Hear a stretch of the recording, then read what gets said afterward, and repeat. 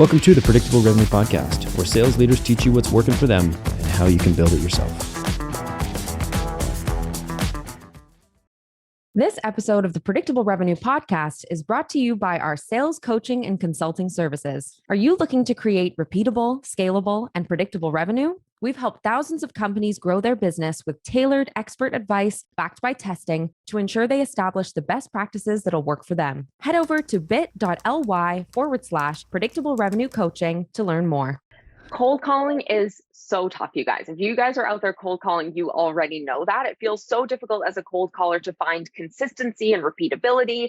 And you know what? It's equally hard for managers and coaches to be able to coach for consistency and repeatability in cold calls. It just feels like something that we need. We need a little rule book. We need a little playbook. We need a little formula that can help us do it a little bit better. And so that is what we're going to pick the brain of today's guest about. So I'm your host, Sarah Hicks, and today on the Predictable Revenue Podcast, I'm going to be chatting with an expert about how to cold call and how to coach cold calling. So he's the Chief Prospecting Officer at Blissful Prospecting. He's on a mission to help reps and sales teams turn complete strangers into paying customers. A few of his clients have included reps and sales teams from companies like Zoom, CBRE, Medallia, Xfinity, Gong, and many more.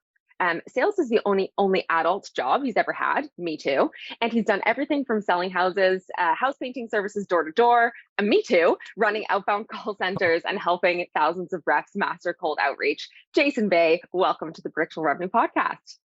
I'm glad to be here. So you went door to door as well, selling house painting services. It was called like student painting services or something like that. I can't remember the name, but I did. Yeah, I did that. Wow. Okay. It was hard. I didn't know that we had that in common. Yeah, it's super hard. I don't know about you. It's sort of, when I think about door to door and I think of cold calling, I'm like, wow, cold calling, it feels easy compared to getting doors slammed in your face and like hello. Seeing the look on people's faces when you knock on their door. Like, oh my God, and they're just like, who are you? Yeah. No, you're right. Yeah. I've actually forgotten about that. I think I've like boxed that away in the trauma center of my brain with a big wall. So I haven't thought about it. But as I was reading that bio, I was like, oh my God, me too. So anyway, that's funny. Yeah, maybe if you guys need a little like cross training for your cold calling, you need to just try a little door to door and then you'll be like, wow, I love cold calling. It's so easy. Yep. Cool. Well, Jason, let's get into kind of at a high level, your take on how to cold call. Oh, high level, my take on cold calling. So I was telling you before we started recording, I just got off like doing one of these cold call blocks with our team. And I think I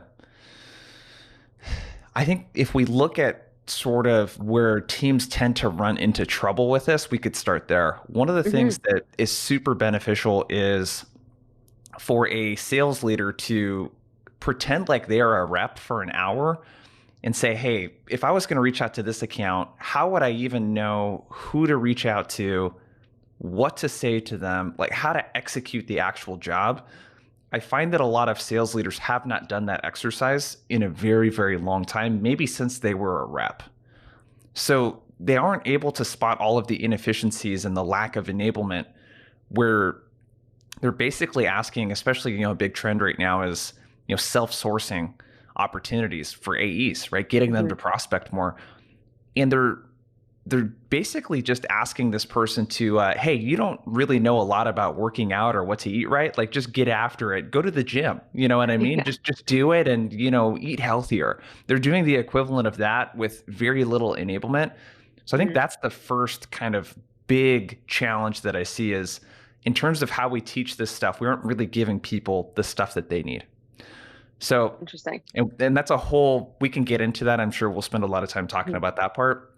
But my high level take is the way that most people have been taught to cold call, or the way that they do it just out of how they've learned it, is there's way too much talk about themselves and their product and not enough talking about the other person. People are not quite sure how to segue and ask good questions. And I find that it tends to be really awkward for most reps to figure out what a natural end point for a call might be and how to kind of transition into that. So we can talk tactically if you'd like how to kind of do all those things, but that's sort of my stance is, hey, I need to make an entrance and really get attention and demonstrate I'm up here in the first 60 seconds. I need to have a couple questions that I can kind of sync up and have a conversation. And I need to know when to say goodbye. Absolutely. Well, let's dig into each of those bits. We'll come back and take it from the kind of coaching or the management side later, because yeah, I agree. That's a super important piece. And I think you got to hit it from both sides if your sales org is Yep. going to be successful at this thing. So yeah, walk me through those steps that you mentioned again, starting out at the beginning.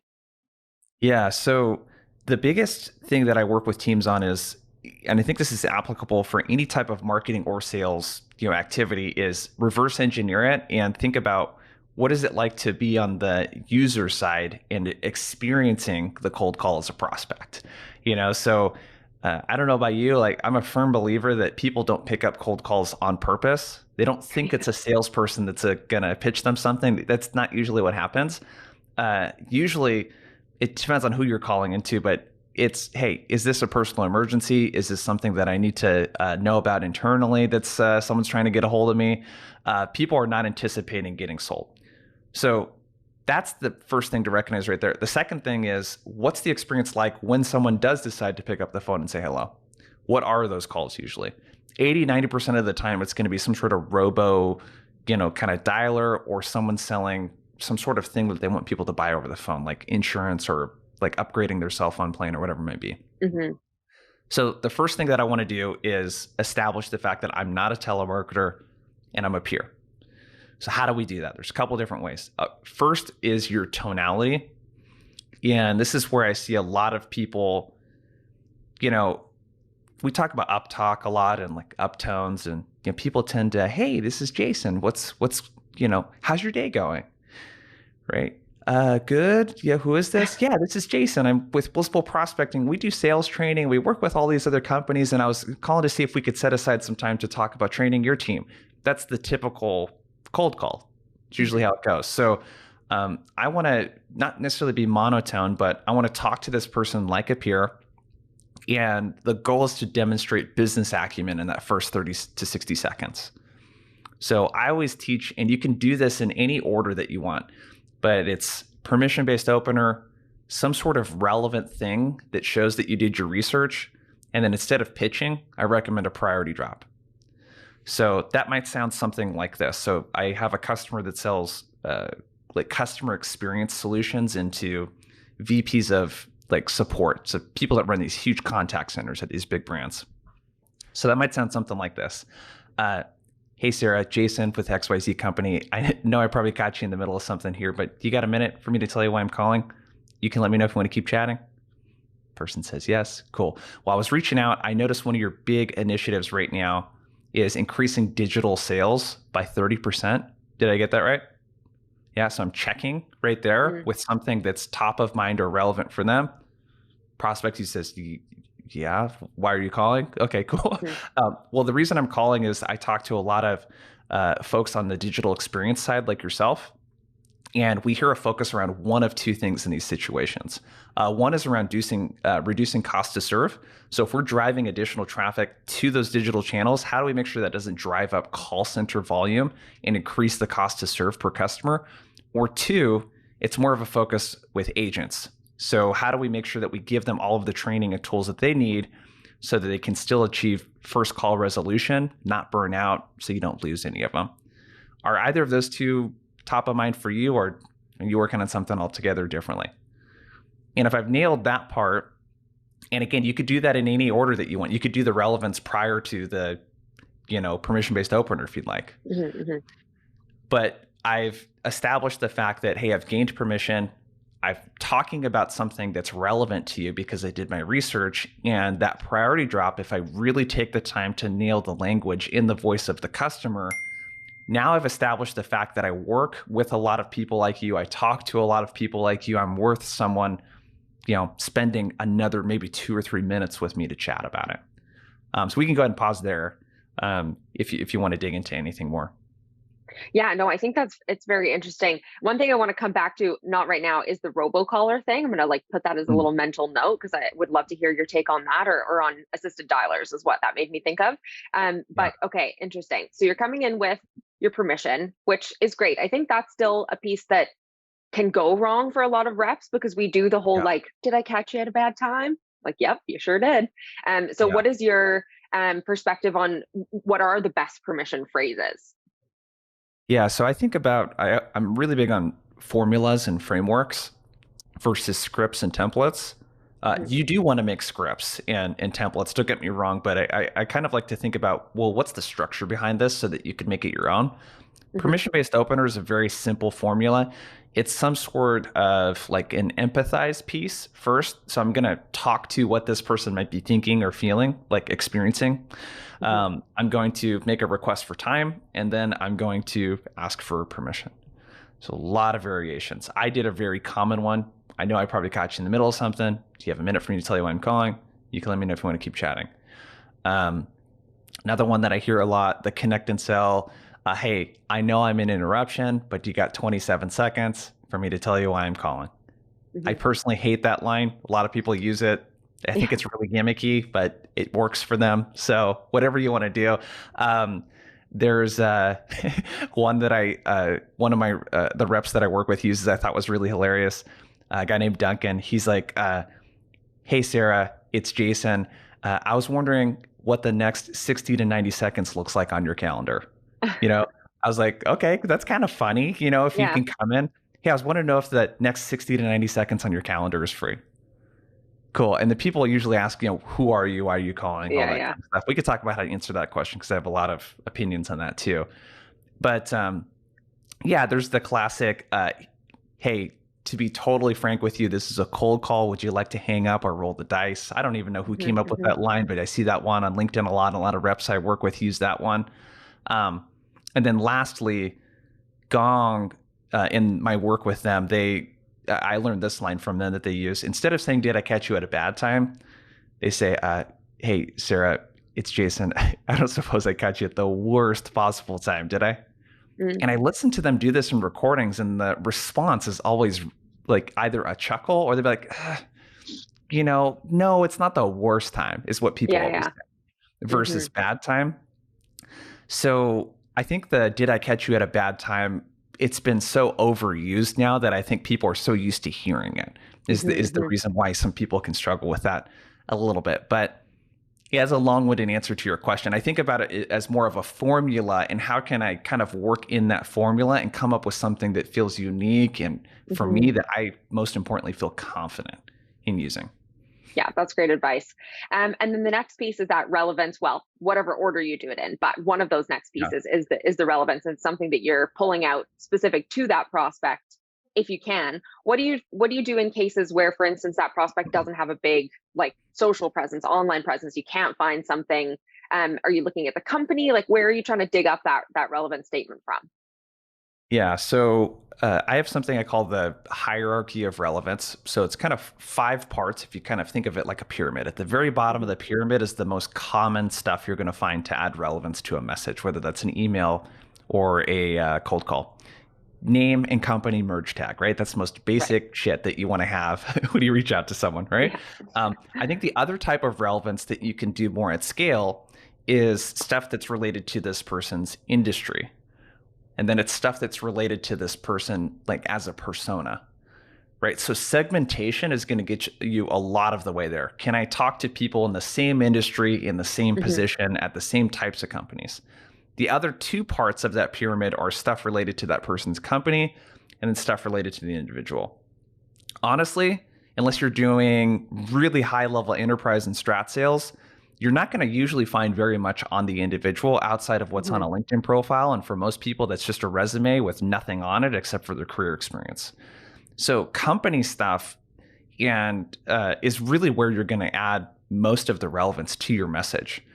Now, in terms of what to look for, because people tend to, I don't know if you've done this, it's kind of funny. Like when you watch a rep, you have them share your screen, you just watch them research someone or an account.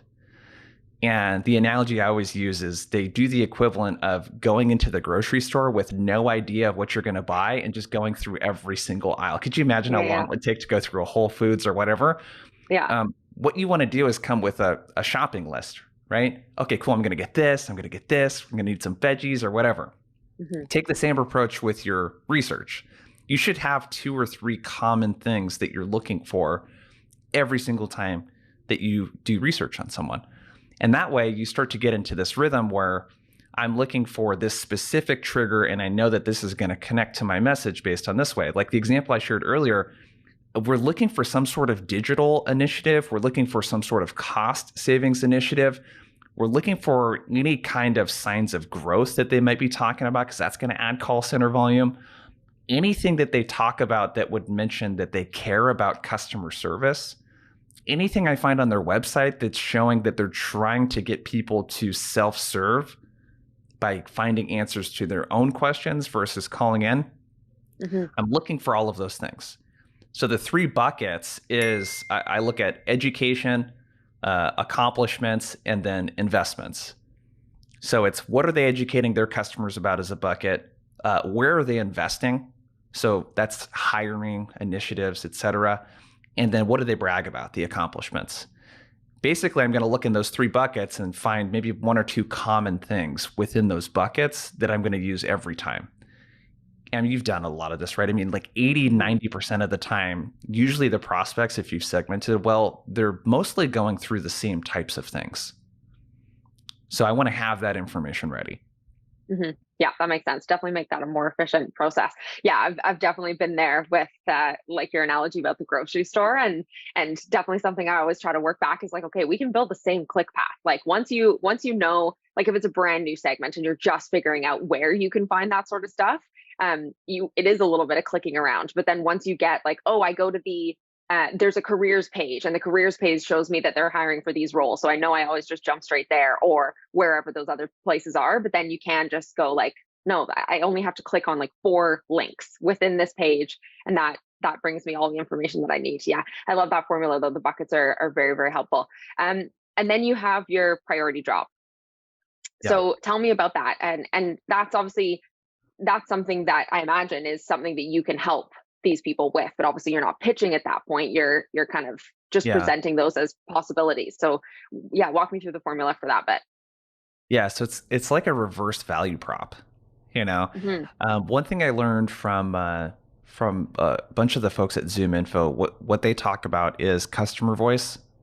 So their sort of rule and how they train it is anytime you're tempted to pitch something, you have to do it through the voice of a customer. So how would someone else talk about what you do? So an exercise that a sales leader can do, or a rep or a manager with your team, that's really interesting. So in a training call, I'll be like, all right, everyone, drop into the chat for me here in Zoom. What does your company do? How would you explain it to this type of prospect? People drop it in. And I say, okay, well, how would your best customers explain what you do to one of their peers? And it's very different, right? They don't say platform, dashboard, they don't say any of that kind of stuff. They just say, hey, you know how we want to accomplish this, but this like thing that's a pain in the ass always gets in the way? Like that's the basic formula. I want to do this, but without this, or I want to do this and I keep running into this. That's the basic priority drop formula. So it's some sort of hierarchy category of things that I care about. So for example, when I was just making calls earlier, when I talk to a sales executive, I usually hear 2 things right now. One is that they're doubling down on top of funnel. So deals are taking longer to close. The average deal size is smaller. So how do we make up for that with top of funnel? The second thing that I hear is AE self-sourcing. So how do we get our AEs to do more prospecting so they don't rely so much on SDRs and inbound? So that right there, those are 2 overarching themes that I hear across all the sales calls that I do. I'm categorizing them in 2 or 3 words so that, because we can see each other right now. You obviously can't see people when you're calling them. So it's like when you're saying the priority drops, it has to be readable. Like I have to like literally be able to compartmentalize it in my head. So I'm literally saying 1, this thing, or they hear 2, this thing. And I'm really like taking the time to like really enunciate those things. But yeah, it's category, and then what are they typically trying to accomplish, and then what usually gets in the way. The other piece of advice that I have here where I see people messing up, this is not just on the cold call, but just in general, is they're not speaking to the things that this person based on their seniority would care about. Yeah. So an example of that, if I'm a sales development manager, I'm going to care a lot about what my team's reply rates are and how they sequence and what our cold call pickup rates are. If I'm a VP of sales, I don't probably even know what is in the sequences if it's at a large company. I don't even maybe know what tools or how to use the tools. So I'm not going to talk about open and reply rates and all of these like kind of metrics. I'm going to talk about pipeline. I'm going to talk about creating more diversification in our pipeline so that we don't rely so much on inbound and like, or I'm going to talk about, hey, one of the lead sources that we've tried a lot is all of this inbound and webinars, and the lead quality is not great. We can't hit our pipeline targets. It's above the line, as Skip Miller would call it, above the line messaging versus below the line. That's super important with those priority drops. And that's one thing as a sales leader, you can really help your team understand is, hey, how do we talk to people that are below the line versus above the line? That's messaging that should be provided, to your team. So that would be another kind of piece of advice around that priority drop is you will get pushed down to the level of your business acumen. So if you talk about stuff that managers care about to a VP, they're going to say, yeah, I have a manager that takes care of that. Why don't you talk to so-and-so? Right. So you need to kind of be able to do both. Yeah, that totally makes sense. And then one of the things you mentioned, and this thing that pops up wherever the prospect feels like popping it up, is the like, okay, why are you calling me? Who are you? Why are you calling me? And they love to just interrupt your perfect little formula you're trying to get through with that question. So how do you tackle that? Yeah. So who are you? Where are you calling from? What does your company do? Those are all the same types of questions. I always want to think about what is the question behind the question. I think it's super important in sales to always be reading between the lines and think about why would someone ask that? Well, let's think about that. Usually it's how can I quickly determine as a prospect if what your like company does is going to be relevant to me at all, so they can figure out if spending any more time with you would be valuable for me. So I need to answer that. So when someone says, what does your company do? An executive is not literally wanting to know exactly what your company does. They don't want the ins and outs of the product and all this other stuff. The best way to answer that is through a customer story. So if someone's like, well, hey, what do you do? I'll use the example I shared earlier. Hey, great question. The reason I was giving you a call is that a VP of support at XYZ company was running into this issue where they were really growing digital sales, and it was just driving up a ton of calls into the call center and increasing their cost to serve. And one of the ways that we helped them was by doing this. Is that at all remotely interesting to you to get insights into, or do you totally have this handled? Like, we're going to answer through a customer story. Always, always, always. I'm always going to talk about what people like them come to us for and how we help them. And ideally, that customer story is a basic hero's journey arc where it's like, this person is experiencing this problem. Here's what they did. And here was the happy ending. You know what I mean? So like that, I'm always going to answer through the voice of the customer. So I need to have good customer stories, 2 or 3 of them kind of ready based on the situation that I'm running into. Yeah. And do you think that's still as effective if you can't actually drop the name of the customer? Can you just tell it more anecdotally, like, without that name drop? Yeah, totally. It's like, hey, fair question, Sarah. VPs of sales like yourself typically use our help when their AEs are not prospecting enough and they really need them to balance out the pipeline and self-source more of their opportunities. And we do that by providing training, coaching, playbook creation. We've done it for some other companies like X, Y, and Z, the ones that I am allowed to share. The important thing also is to always end that with a question. Sometimes people just make the statement and they stop. And I refrain a lot these days from using the word control because I don't want to control the conversation. I want to lead the conversation. It's kind of like hosting, right?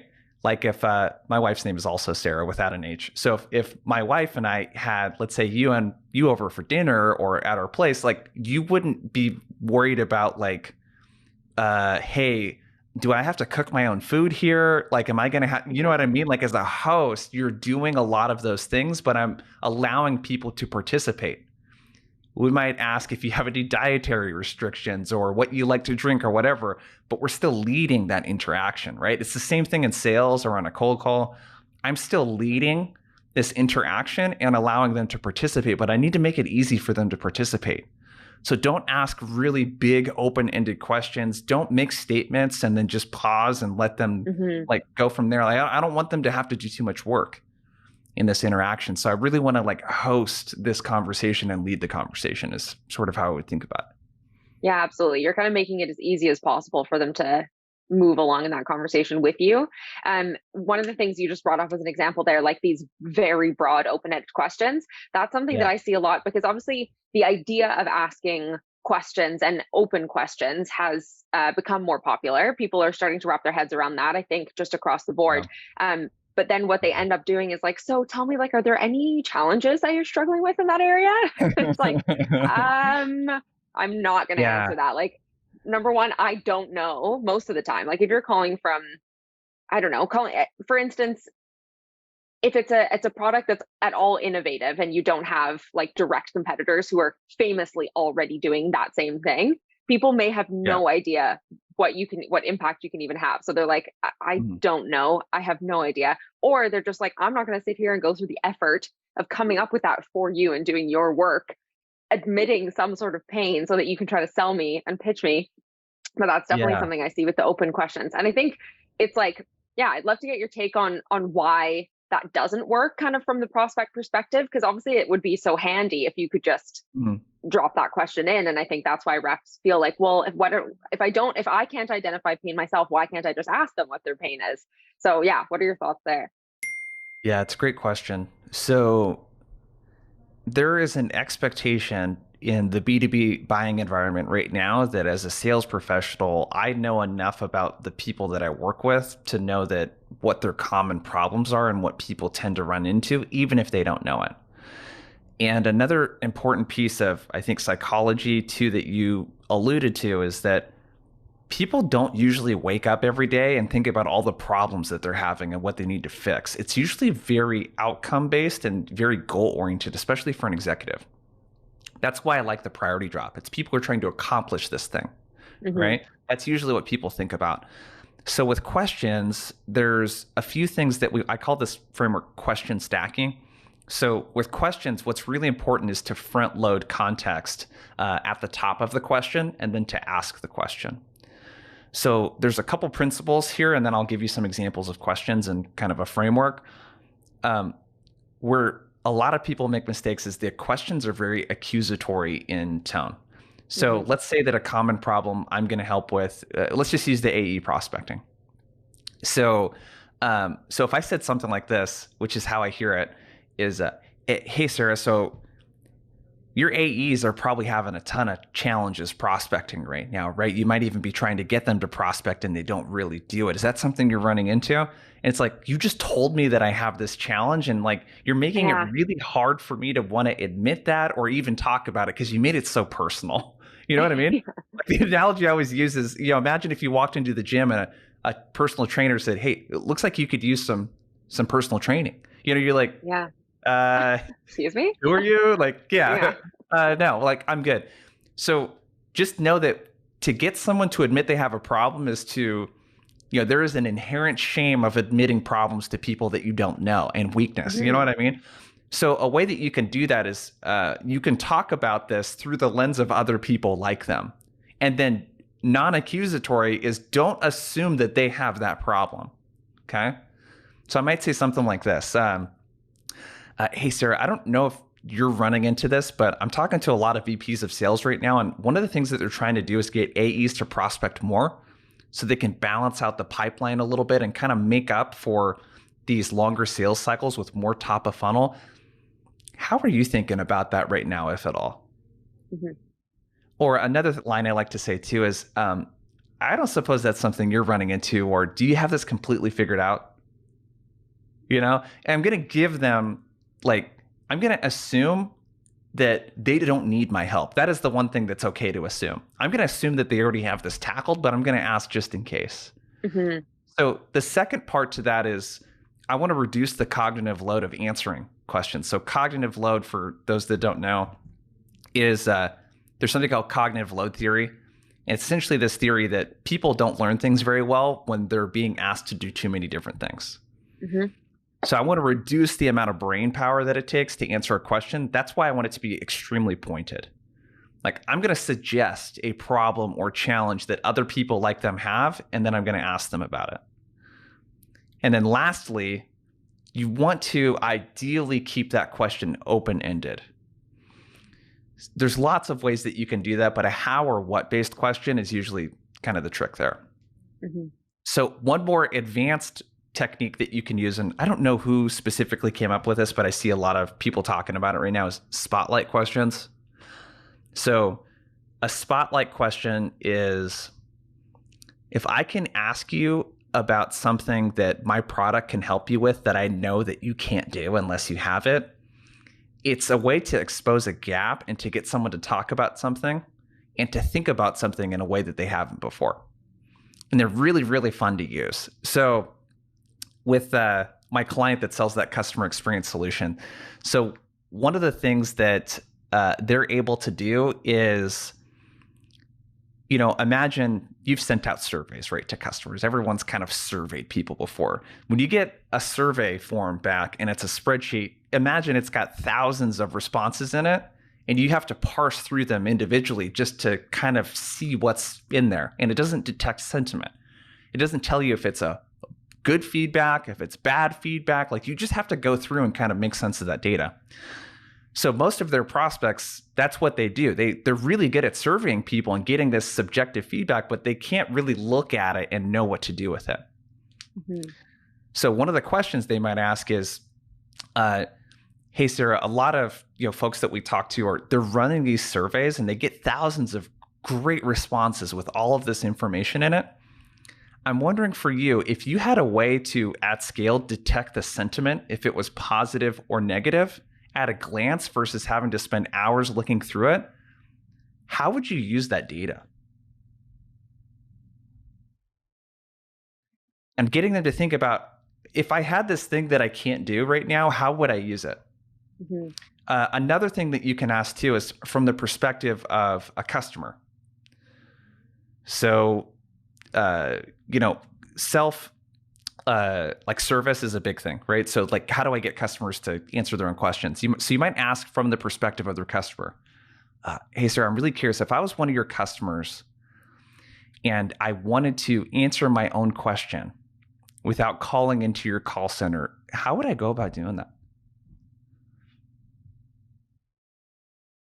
Right? So it's like I'm getting them to kind of think about something that they can't do. And if I am really strategic and come up with some good questions, I'm going to get them to say something like, you know what? I'm not really sure. I think they would send us an email.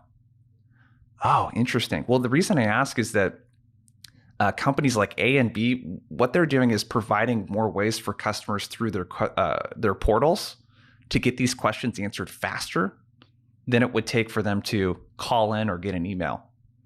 And it's actually leading to higher customer satisfaction and retention rates, and most importantly, just growing, existing accounts. Is that something at all that would be remotely interesting for you to talk about? So I'm able to kind of do that. I think it's really important with these questions to have these framed out in advance of that call. And I need to know, this is what I love about talk tracks is, I need to kind of know, what are those priorities? What are the common problems that people have around those? And how can I formulate these questions and have them in advance so that I could really be in the moment and not be thinking about what I'm going to say. And I could just really listen, Yeah, I think that's a great point. And that's back to your point about like not needing full on scripts or templates, but having the formula and then just these little sort of nuggets of information where you need them, and you can kind of move them around. Because obviously the conversation doesn't always go according to the map that we've laid out for ourselves. Because it's a real life human interaction. One of the things that you did, even just in sharing those examples with me, is that nice long pause after you finished asking your question. And I wonder if that's something that you kind of employ on the cold call, because it can feel, that's one of the places I think reps can feel really awkward, is like, I need to fill up the space. Nobody's talking. What can I say next? So how do you utilize that, the kind of gaps, silences? Yeah, anytime you ask a question, you gotta just shut up and let the person answer the question. You know what I mean? It's like we're on a video call right now, so I can like body language, if I ask a question and I can see if you're thinking about it, I could see if you're doing one of these, like you can't see any of that over the phone. Right? So I think asking a question, there's natural pauses there. I also like to, just like another analogy, I can't remember who shared this that I thought was great, is they were talking about scripts, because so many people do bag on scripts and like the stuff that you say, and they're like, well, when people, act out lines in a TV show or a movie, that's pretty scripted, and they make it sound in the moment. Any stand-up comedian, if anyone doesn't know I used to do stand-up comedy. I wasn't super funny, though. I wasn't very good. So it's a good thing I don't make a living doing that. But, when you actually learn the structure behind this stuff, you're like, oh, wow, this person that does an hour set, that's like a year's worth of work. That's all canned. They do the same thing every night. They do, very little of it is improvised in stand-up. So I say that to, hey, certain parts of your call should be very scripted. It's like the intro, for example. But I'm very strategic about pauses. Hey, this is Jason with Blissful Prospecting. I know I probably caught you in the middle of something, but do you have a minute for me to tell you why I'm calling? And you can let me know if you want to keep chatting. I want to make it digestible. A lot of people, when they say it, it's, hey, this is Jason with Blissful Prospecting. I know I probably caught you in the middle of something, but do you got a minute for me to, and it's like, it sounds like the Charlie Brown kind of, it's just noise. You know what I mean? So just being really strategic about enunciating, that just takes practice, of doing that, which is another thing I could talk to you about for an hour is, why are you not a couple dozen times just to get yourself warmed up before a call block? Just, hey, this is Jason with Blissful Prospecting. I probably caught you in the middle. Like just doing your lines over and over and over again, just like you would practice anything else, to get it to be muscle memory. So you don't have to think about it so much. So a little bit of practice, I think, helps a lot with that.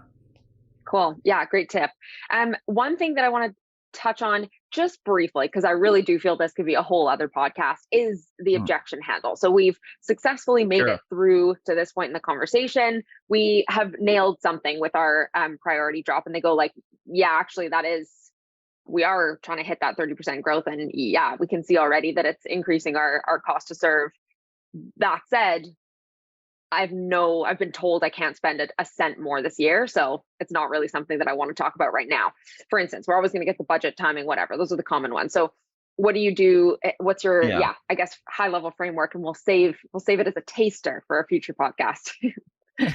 Yeah. So a couple things that are really interesting about objections and cold calls. So Abstract, they're a conversational intelligence tool that's becoming a little more popular these days. And what they found in their calls is that 91% of the objections are more shallow-based objections. Not interested, not right now, about to run into a meeting. Yet when companies train their reps on stuff, they're training them on all of the objections that dominate, like the 9% versus the 91. So just something to note with a rep, I really need to spend more time on the shallow objections and how to prevent those, most importantly, than the budget and timing and stuff. So I think of objections, two primary categories. There's kind of a third one, but there's either an objection to being interrupted, or there is an objection to what I call time and value trade. So time value trade is the question I really need to answer, and the objection I need to handle is I just don't feel like it would be worth more time to continue talking to you. I need to answer that question. I don't need to answer why my product is better than the product they're using, or why they should spend more money on this, or why they should make room in the budget. That's going to happen later in the sales process. I just need to answer the question, why would it be worth spending another 15 to 30 minutes talking to you outside of this? And the third one is, you may not be talking to the right person, right? So that's a legit objection too. So I think very simply, the framework is empathize, validate, offer. And I don't know if you've noticed, I feel like I've been talking really fast this episode. I had an extra cup of coffee just now, and I feel like the caffeine is like really kicking in. But so the empathize and validate part, I want to sort of meet that objection by just acknowledging what you said and restating, kind of back to you so that you know that I understand where you're coming from, So I really like just, hey, sounds like you might be taken care of right now, or in this case with the budget one, hey, sounds like things are a little bit tight right now. Totally understand. I'm hearing that from a lot of other clients as well, that they're, being really critical of what they're spending money on right now. I'm just going to acknowledge it. I want to disarm the person. Like, I want to talk to the emotional part first. Now, the offer piece, customer story. I call it the offer you can't refuse. Have you seen Godfather? Yes. Okay. I ask people this and I'm like, it makes me feel like an old fart. I'm only 33. It makes me feel like an old fart when It's definitely from before your time and my time as well. Yeah. Yeah. So it's like, I get it. It's an old movie, but it's a great one. Yeah. But they have this thing, the offer you can't refuse. And like the offer you can't refuse to a prospect is an offer to share insights of what their peers are doing. I want to make it a really, really hard thing to say no to. So I might say, hey, I totally hear you. Budgets are frozen. We're hearing that from a lot of prospects right now. So totally hear where you're coming from. This might be a long shot, but the reason I was reaching out to you is that we're working with XYZ company, and they were also running into an issue where calls were going up in the call center, and they were looking for ways to reduce the cost to serve. And one of the ways that we helped them was by really detecting better the sentiment of the reason why people are calling in.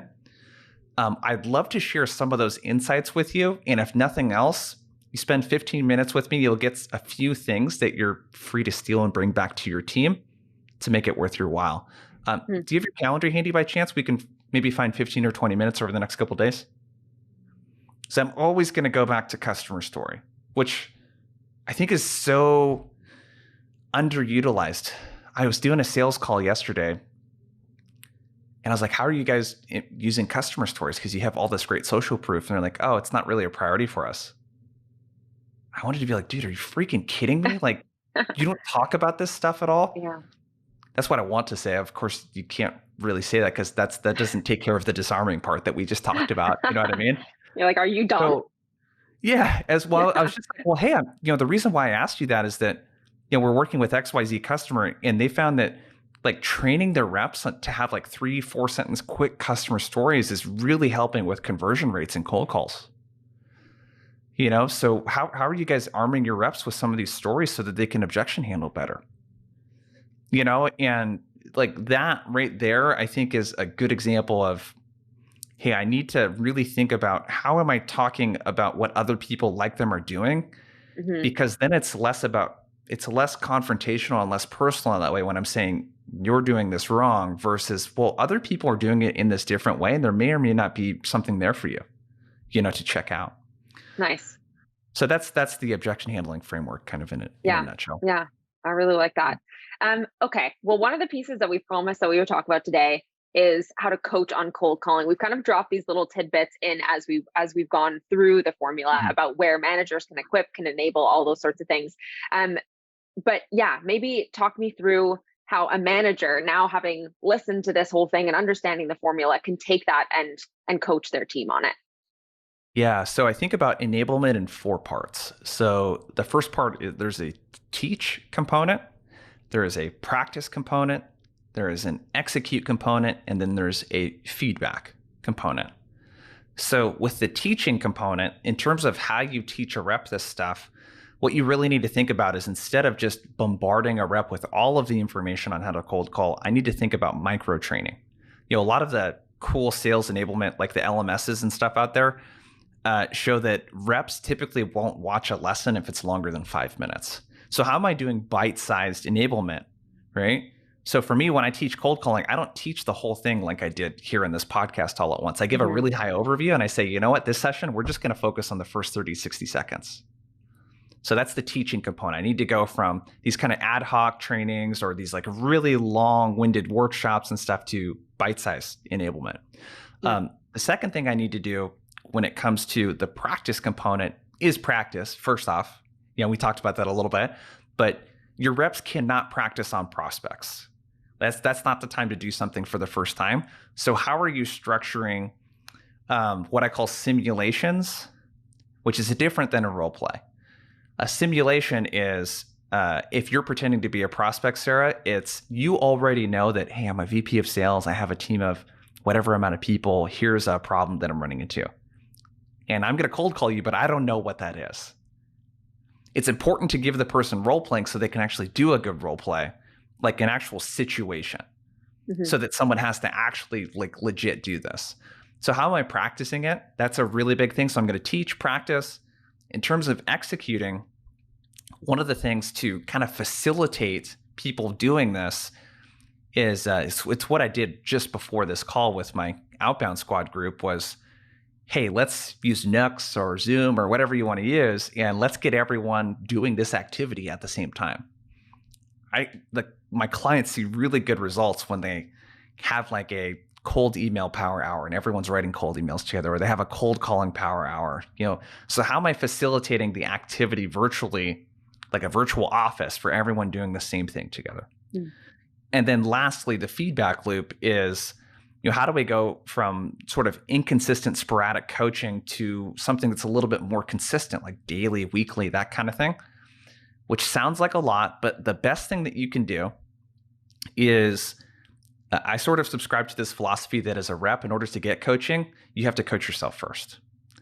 So I'm not going to listen to one of your cold call recordings until you do it first. I'm happy to spend all the time you want giving you feedback, but you have to attempt to give yourself feedback first.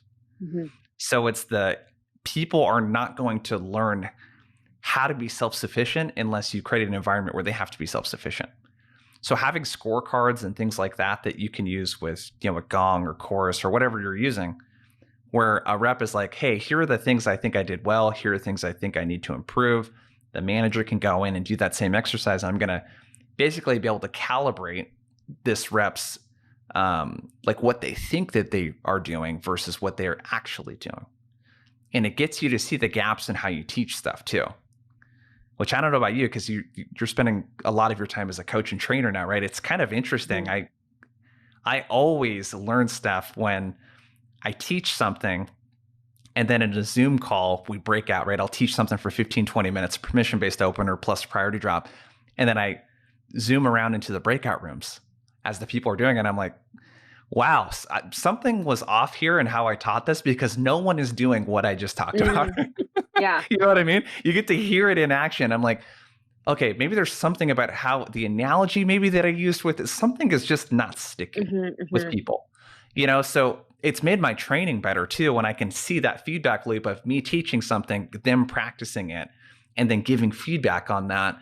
Like, you need to create these feedback loops as a manager or sales leader, where you're getting to see how people actually implement stuff right after learning it, and then practicing it, and then getting feedback on that, and then helping them self-coach. That's really the name of the game from an enablement standpoint, is how do I enable these people to coach themselves? Cool. Very cool. And I think that's a perfect place to wrap it up. We've walked through the cold call. We've walked through how to enable it, how to coach it, and then all those little details in between. Definitely a really valuable episode that I'm definitely going to be sending off to all those people that I've been teaching cold calling over the years, because there's some really kind of concrete, easy to understand examples here that I think are so important. So thank you, Jason, for joining me and sharing all that stuff. Cool. Yeah, that was a lot of fun. I have a podcast too, Blissful Prospecting Podcast. If you're listening to Predictable Revenues, just click over in Spotify or Apple Podcast or wherever you're listening to it, and check it out. I mostly talk about outbound on that podcast. We're starting to talk more about discovery and things like that too. But always fun to jam with you guys. I've done quite a bit over the years with either podcasts or webinars and stuff. I like everything that you guys are doing. Big fan. Nice. Thank you. Yeah. And your podcast, definitely a wonderful resource. And we love having you on all of our stuff. So we'll keep it going. And thank you to all of you guys for joining us on another episode of the Predictable Revenue Podcast. Please, if you haven't already, hit the subscribe button on YouTube so that you can be notified each week when we have wonderful guests like Jason Bay join us and teach us the ins and outs of, all the revenue generating things that we care about most. And Jason, if people want to learn more from you specifically, if they want to get in touch with you, where can they do that? Blissfulprospecting.com right now is the best place to do that. So podcast is over there. We got tons of free resources. I post content every day on LinkedIn. And then we have programs for reps and companies if they want help implementing some of the stuff that we talked about today. Awesome. Cool. Well, thanks again for joining us. Cool. Thank you. And thank you to all of you. We'll catch you next time.